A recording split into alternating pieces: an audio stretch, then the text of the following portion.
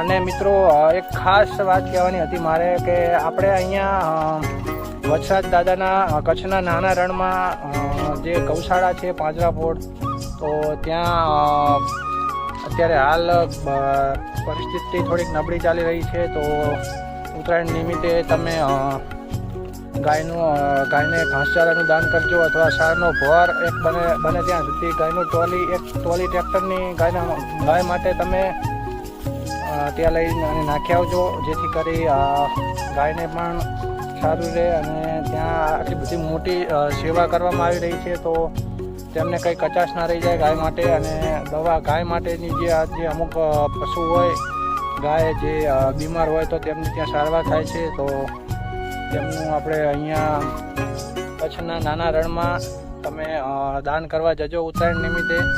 અને આ છેલ્લો વ્લોગ છે